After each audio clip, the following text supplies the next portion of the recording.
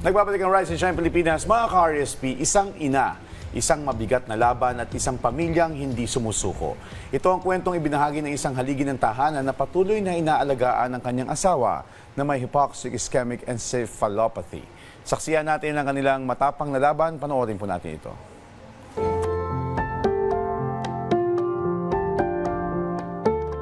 Espesyal ang unang 7 araw para sa mag-asawang Camille at Mark Christian dahil sa pagsilang ng kanilang unang anak.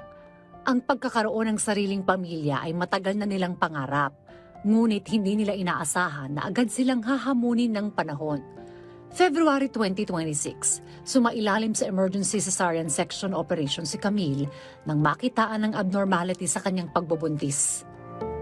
Noong 36 weeks na check-up ng asawa ko, nakita ng OB sa fetal monitor na yung baby nagkakaroon ng mababang heartbeat at oxygen saturation kasi nagkaroon daw ng umbilical cord sa liig yung bata kaya na emergency CS.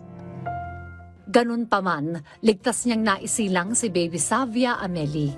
Isang linggong naalagaan na mag-asawa ang kanilang panganay. Pero agad itong natapos nang biglang sumama ang kalagayan ni Camille. Nanganak po siya noong February 23, nagkaroon po siya ng complications. So ilang araw po lamang pagkatapos niyang manganak, bigla po siyang nahirapang huminga at bumaba po ng husto yung kanyang oxygen saturation hanggang sa nagkaroon po siya ng cardiac arrest. Doon po nagsimula yung pinakamahirap na chapter ng buhay namin dahil na-admit po siya sa ICU ng 30 days at isang buwan din po siya sa private room. Nagkaroon po siya ng brain injury dahil po sa kakulangan ng oxygen sa kanyang brain. So bilang isang asawa na napakahirap po makita na yung taong mahal mo ay biglang nagbago yung kanyang kalagayan. Pero kahit gaano po kahirap, pinipili ko pong manatili sa tabi niya. Biglaan ang mga nangyari. Sa isang iglap, ang inang karga lamang ang kanyang anak ay siya na ngayong nakahiga sa kama ng karamdaman. Nung nagbubuntis po yung asawa ko, sir, meron lang po siyang, naka-experience lang po siya ng gestational hypertension noong 3rd trimester na po ng kanyang pagbubuntis. Simula po nung ma-diagnose po ang asawa ko ng HIE, almost magsi 6 months na po siya, sir, sa ganyang kondisyon po. Sa gitna ng napakabigat na pagsubok na ito, hindi bumitaw ang kanyang asawang si Mark, gayon din ang kanilang pamilya. Meron po kaming mga nakikitang maliliit na progress, katulad po nung paggalaw ng kanyang mga daliri, pag-angat ng kanyang ulo, at pag-response po ng kanyang mga mata, pero very inconsistent po, sir. Yun po yung mga maliliit na signs na kahit papaano nagbibigay po sa amin ng pag-asa. Ako po bilang kanyang asawa, ginagawa ko po lahat na para manatili sa kanyang tabi, samahan siya habang siya ay nagpapagaling. Sa ngayon, mahigit 5 milyong piso nang nagagastos nila. Patuloy na nakakapit sa pag-asa ang buong pamilya nila. Sa simpleng pagbabahagi ng kanilang istorya online, paglapit sa mga kakilala at sa pamagitan ng T-shirt for a cause, patuloy na lumaban si Mark at Baby Zavia. Huwag po kayong mawawalan ng pag-asa at huwag po kayong matatakot humingi ng tulong. Ang HIE po o yung hypoxic ischemic encephalopathy, ito po ay hindi lang po laban ng pasyente, laban din po ito ng buong pamilya namin. Patuloy na nakakapit si Mark sa pag-asang darating ang panahon na madadagdagan pa ang 7 araw na nakapiling at naalagaan ni Camille ang kanilang anak.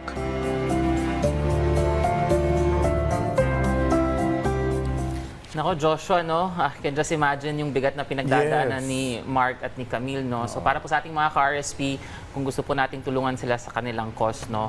Samantalang kaugnay po ng kondisyon ni Camille ay pag-uusapan natin ang tinatawag na hypoxic ischemic encephalopathy o HIE kasama ang neurologist na si Dr. Jose Miguel Medrano. Magandang umaga po, Dr. Jose, at welcome po sa Rise and Shine Pilipinas. Magandang umaga po. Good morning, Doc. At unahin po natin ito. No? Paano po ba nangyayari itong hypoxic ischemic encephalopathy o itong HIE? Sige. Isa't muna natin yung konteksto. Yes. Yung utak natin, 2 to 3% lang yan ng ating body weight. Pero ginagamit niya 20% ng lahat ng cardiac output natin tsaka ng oxygen na ginagamit natin. At depende sa activity, mga 15 to 25% din ng lahat ng body sugar natin. So ang brain natin napakalakas na gumamit ng energy. Kung tumigil lang kahit sandali yung daloy ng dugo or bumaba yung kontento ng oxygen sa ating dugo, ang brain natin napaka-sensitive niya na magkaroon ng injury. So, ang very common na cause ng hypoxic ischemic encephalopathy ay cardiac arrest. So, pag tumigil yung pagdipog ng puso, walang dugo, walang oxygen na pumapasok sa ating brain. At dahil doon, pwedeng magkaroon ng maraming komplikasyon, katulad ng prolonged disorder of consciousness. Doc, Jose, nabanggit mo no, na yung brain natin gumagamit ng oxygen. So ano nga ba po yung mga dahilan kung bakit nagkukulang sa oxygen yung ating utak? Ano yung mga instances at bakit po nangyayari ito, Doc?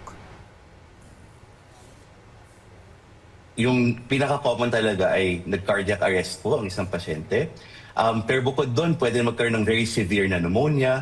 Ang lungs natin siya yung interface kung saan nakakakuha ng oxygen yung ating katawan mula sa ere. So kung may severe kayong pneumonia, pwedeng magkulang ng oxygen din.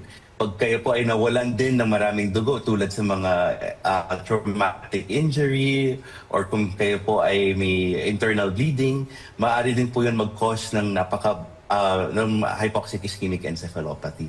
Okay. And Doc, bali kumpirmahin din po namin, bukod po sa utak, apektado din po ba yung iba pang vital organs kapag kulang po sa oxygen? Lahat ng mga tissue natin sa katawan na malakas gumamit ng oxygen ay pwedeng maapektado pagka nawalan ng oxygen or ng blood supply. Especially number 1 doon yung puso. Yung puso natin isang organ na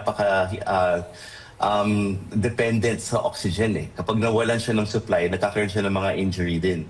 Bukod doon, ang ating kidney at liver ay susceptible din sa pagkawala ng oxygen at blood supply. Minsan, pagkatapos ng cardiac arrest, mga susunod na oras o araw, makikita din natin na may signs of kidney injury, liver injury, or heart failure ng isang pasyente. Doc, Jose, gaano po ba kadelikado yung HIE sa isang pasyente, no? Lalo na sa mga tulad ni Camille nakakapanganak lamang? Ang mahirap sa sitwasyon ni Camille ay nasa transition phase siya eh. Yung tinatawag nating puerperium. Kakapanganak lang po niya, kaya hindi pa siya, yung katawan niya hindi pa nag-adjust sa normal na situation niya. Nagkaroon na siya agad ng complication. Maraming komplikasyon na pwede mangyari lalo sa mga high-risk pregnancy na may sa isang babaeng may gestational hypertension. So maraming komplikasyon na pwede mangyari sa oras na yun. Okay. So ang HIE, napakadelikado niya sa first 24 to 72 hours.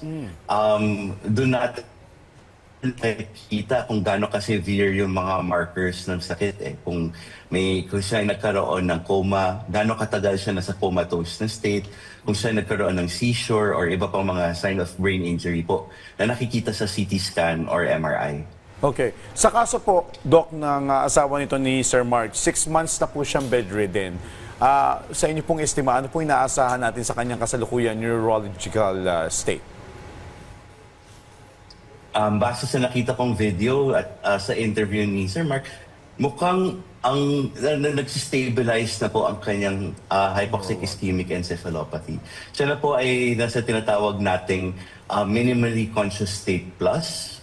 At least yung base sa nakita kong video, mukhang nakaka-communicate na siya, nakaka-respond sa kanyang environment. Kung hindi siya consistent man, may mga oras na talagang mas may activity po yung kanyang utak. So yung usually sa ganito, talagang napakatagal ng laban. Minsan higit pang taon bago magkaroon ng significant na progress. Or pwedeng manatili lang po siya sa ganyang kondisyon. Mahirap talagang sabihin na hindi ko po nakita yung mga ibang detalye tulad ng CT scan at saka mga EEG po niya. Pero Doc, gaano kalaking bagay yung laging kinakausap yung mga ganitong pasyente? Yung lagi nandun, meron tao sa tabi niya na lagi merong kumakausap sa kanya, although hindi siya responsive. Yes. napakalaking bagay po nun.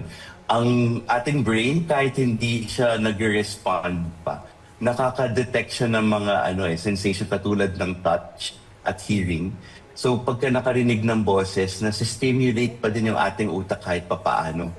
Lalo na kapag kilala ng tao yung boses, mas nakaka-increase yun ng brain activity. Okay. So ang consistent na pagbisita, consistent na stimulation, maganda po yun talaga para sa recovery ng ating brain.